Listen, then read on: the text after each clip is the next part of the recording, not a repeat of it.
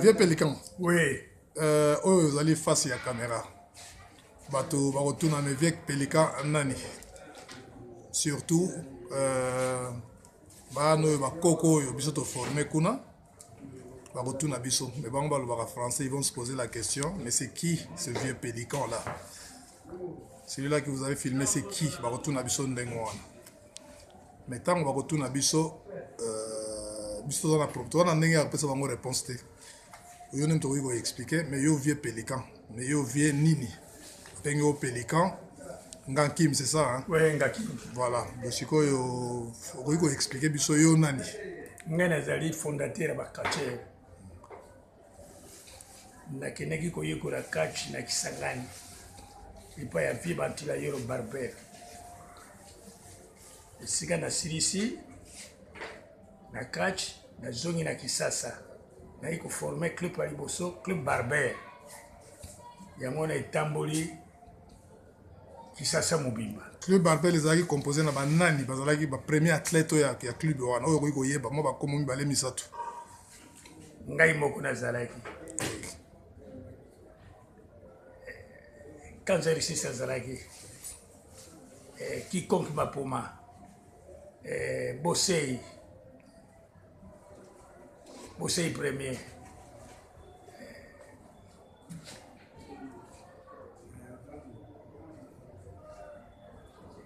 Tao Azalaki, Bazali Penza, Migi Penza, Masosa Azalaki. Mayavanga, capitaine, il y a club Barbère, Mayavanga, Azaraki, Makiomna, Kiangebeni, Jimmy Doula. Oui.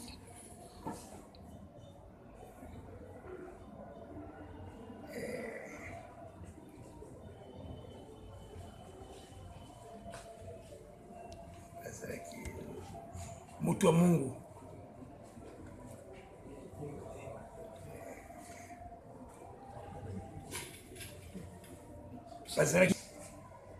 Bon.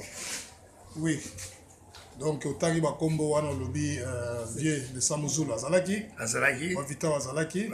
Volcan. Vieux Volcan Banza de Azalaki. Ben, voilà, ok. Donc, voilà, ils ont ça la partie à histoire, il y a catch en fait. Mais au moins, biso to yé génération Moussousou, to kuti bino bozara vivant tina lelo, biso bacha wala to yé. Mais bino pe ba vieux, to zaligaka.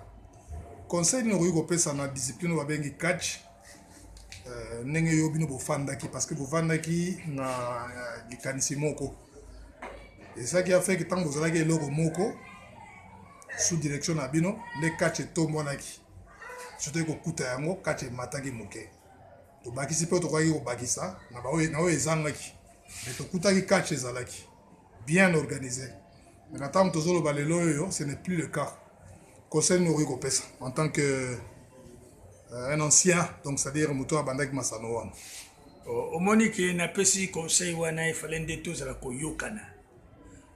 Je dis qu'il n'a bino batuoye sika il faut tous à la tokanga mais sika moko na bato oyakala. Donc la biso toyokana tout mula disanoane ke na likolo ya catch. Catch ezeli susutele. Catch komi ba makamu moko kaka kusala sala ba makamu moko ya pomba bato zo kotala ba kisi. Mais catch ezali kisi te catch ezali sport. Hein?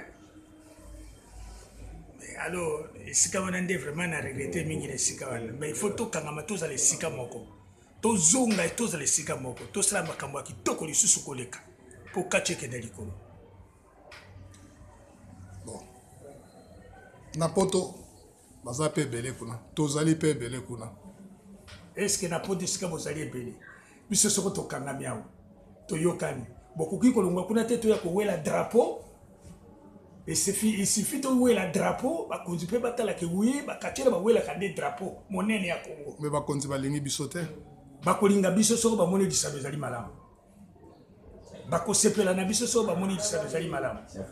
Bah ça dit qu'on zonga si ma pomba tiba zoko mona lisano zoko tamule susu malam mote et comme ko tamule na makambo ya nungu na kati. Mais ton exemple le rôle à yo tu allez bah monument ya catch. Mais bah quand tu vas y biote hein. Soki to kangama sika moko ba koyeba ngai. ngai nde na mikitisi mais soki na tomboli bino mpe botomboli ngai bakoyeba ngai epelisano ekokenda likolo mpo ngai nazali monima ngai nasali mabe te talaki lokola ngai naza kosala kati me nazali islam nazali kobanga nzambe ke likambo bosoki nasali bo ezali mabe eza mpe koboma mpe lisano na biso tala bakachere ndenge bazali bakachere basi bakomi bamusulman tala makambo bazali kosala me ezali remarke ya mabe mais soki naza kosalaka makambo ya malamu eza kitoko mingi mpe mpona kotombola kongo na biso.